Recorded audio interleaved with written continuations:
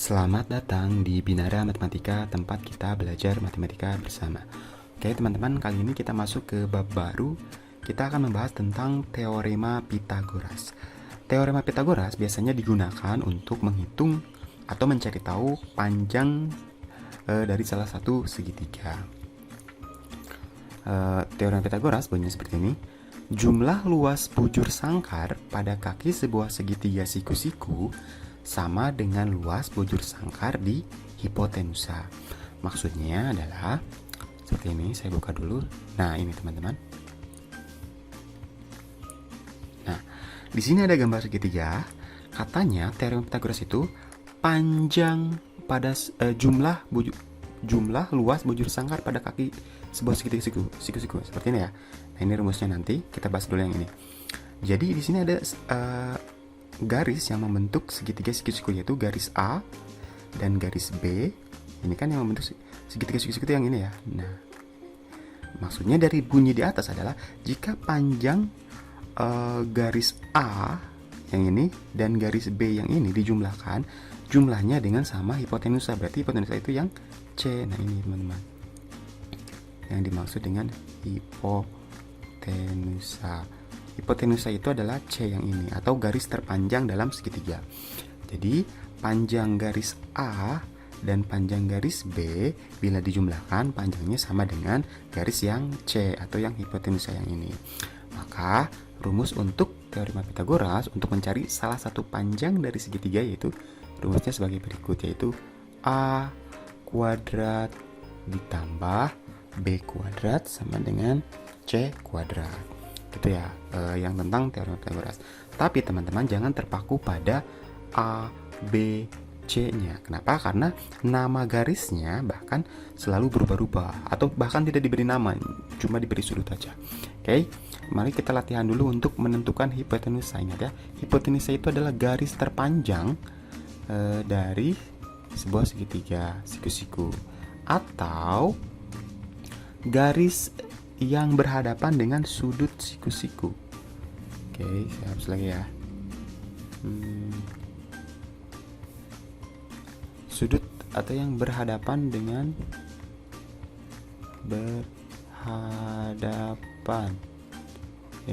sudut siku-siku ya. Nah, sekarang mari kita belajar untuk menentukan garis hipotenusa biar tahu mengerti nanti menggunakan rumus dari teorema Pitagoras. Oke, misalnya ini ada segitiga ABC ya. Ini sudah jelas adalah hipotenusanya yang C. Yang ini ya, ini hipotenusa. Maka rumusnya kan seperti tadi. A kuadrat ditambah B kuadrat sama dengan C kuadrat. Oke, kita juga nah, ini nih. Yang tadi kapus ya. Ini hipotenusanya ya, teman-teman tahu. Yang ini seperti yang contoh di sebelumnya. Hipotenusa. Maka rumus sesuai ini adalah A kuadrat tambah B kuadrat sama dengan C kuadrat. Nah, C ini adalah hasil dari panjang garis ini dengan panjang garis ini dijumlahkan tapi dikuadratkan. Nah, sekarang bagaimana kalau tidak ada namanya? Misalnya nanti E, F, G. Bagaimana cara menentukan rumus teorema Pitagoras dari gambar segitiga yang kedua ini? Yang baru saya kasih nama yaitu EFG. Maka kita lihat di manakah tadi kan kalau misalnya sekelas mata, hipotenusanya kita tentukan dulu. Hipotenusa itu adalah garis terpanjang dalam segitiga. Maka dari gambar segitiga ini kita pastikan garis terpanjangnya itu yaitu yang E, yang ini ya teman-teman nih. Ini garis terpanjang E. Atau kalau misalnya bingung mana ya ini, apakah ini benar-benar panjang, kita lihat saja dari gambar segitiga ini yang membentuk sudut siku-siku yang mana, yang ini ya. Nah, ini kan sudut siku ya, yang berhadapan dengan garis yang berhadapan dengan sudut siku-siku yaitu garis E. Maka sudah bisa dipastikan bahwa garis hipotenusanya atau hipotenusanya yaitu yang E. Maka rumus dari segitiga yang nomor 2 ini yaitu misalnya F kuadrat ditambah G kuadrat sama dengan E kuadrat. Ini ya teman-teman, kurang lebih hipotenusa itu atau garis terpanjang itu selalu setelah sama dengan, dan dua sisa garisnya ditambahkan seperti ini ya. Nah, Oke, misalnya sekarang yang garis yang ketiga. Ini kita tentukan dulu yang mana ya yang hipotenusannya. Misalnya ini garisnya tidak diberi nama, tapi sudutnya diberi nama. Misalnya ini sudut P, ini sudut Q, ini sudut R. Nah, kita tentukan dari segitiga ini manakah garis hipotenusanya atau hipotenusanya. Seperti biasa, garis yang terpanjang RQ ya ini, atau QR ini adalah garis yang terpanjang secara kasat mata. Kalau kurang yakin, kita cari dulu yang membentuk sudut siku-siku, yang berarti sudut siku-siku itu yang P ya, yang ini ya. Nah, yang berhadapan dengan sudut P yaitu yang ini. Berarti sudah dipastikan bahwa hipotenusa dari segitiga nomor 3 ini yaitu QR atau QR yang ini ya. Maka rumusnya kita bisa tentukan yaitu QR berarti di bawah sama dengan yang seperti ini ya, QR kuadrat. Nah, berarti kalau ini hasilnya berarti kita tinggal jumlahkan garis yang ini sama yang ini. Berarti PQ kuadrat ditambah PR kuadrat. Nah, ini rumusnya teman-teman. Sekarang gampang ya menentukan rumus teorema Pythagoras dari gambar segitiga. Yang pertama, tentukan dulu sudut siku-sikunya yang mana. Terus garis ini berarti yang hasilnya, dan dua garisnya adalah penjumlahnya. Oke, kalau sudah mengerti bagaimana menentukan rumus, sekarang kita ke latihan soal. Contoh soal dulu ya. Nah, contoh soal nomor 1 misalnya seperti ini. Di sini ada gambar segitiga. Diketahui nilai A sama dengan 5. Oke, nilai A ini adalah 5. Nilai B sama dengan 12. Berarti yang ini 12 nilainya. Yang ditanyakan, berapakah nilai C yang ini? Nah, ini kan kita mencari panjang salah satu sisi dari segitiga. Kita menggunakan rumus teorema Pythagoras yang tadi. Berdasarkan yang ini, teorema Pythagoras rumusnya adalah, ini kan C sudah jelas ya, C itu adalah garis hipotenusanya. Maka rumusnya kan tadi A kuadrat ditambah B kuadrat sama dengan C kuadrat. Di sini A-nya sudah ketemu, A-nya berapa? 5, berarti 5 kuadrat. Maaf ya teman-teman, kita hapus dulu.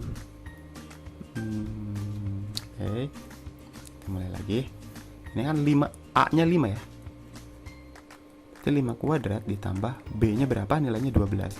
12 kuadrat. Yes. Saya hapus dulu. Oke. 15 ya. 12 kuadrat ya. 12 sama dengan C kuadrat. 5 kuadrat berarti kalau kita nyari nilainya 5 kuadrat itu kan 5 kali 5 berarti 25. Kita ini ya. 25. Oke, saya pelan-pelan biar 25. Nilai dari 12 kuadrat yaitu 12 kali 12 sama dengan 144. Nah, kita cek, nyari C-nya kan ya, C kuadrat. Oke, sekarang 25 ditambah 144 berapa teman-teman? Yaitu 169.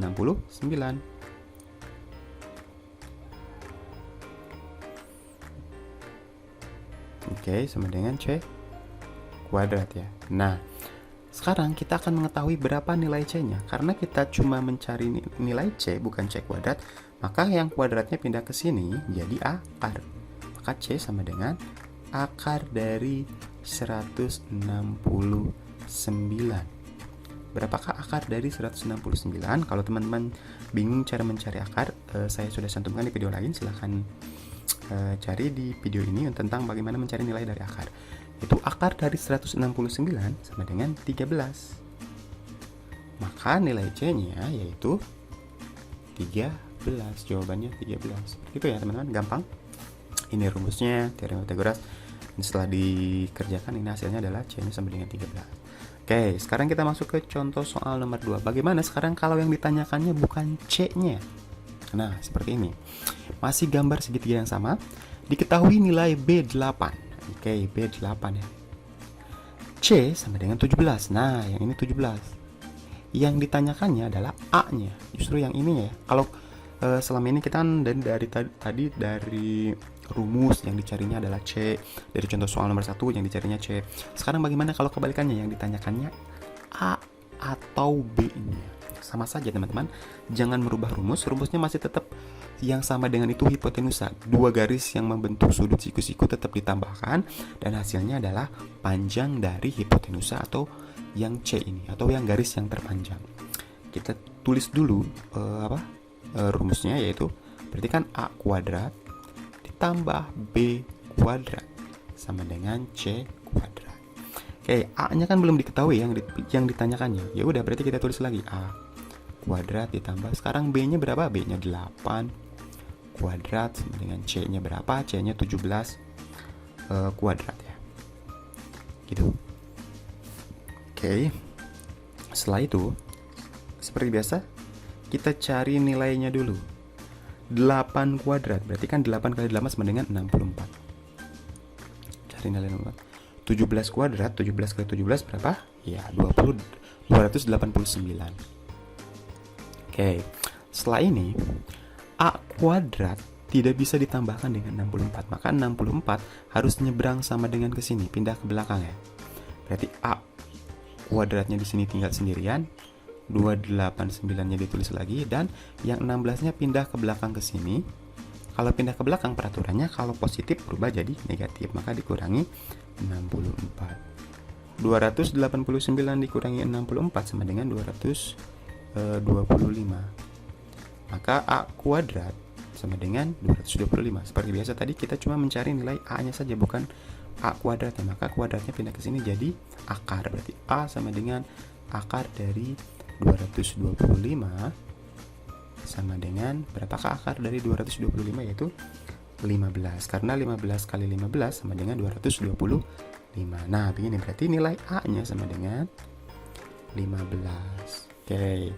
Seperti itu ya teman-teman, kurang lebih untuk mencari panjang salah satu segitiga yang dicarinya bukan hipotenusa. Kalau contoh soal nomor 1 kan tadi kita nyari hipotenusa. Kalau sekarang nyari salah satu sisi yang membentuk sudut siku-siku. Oke.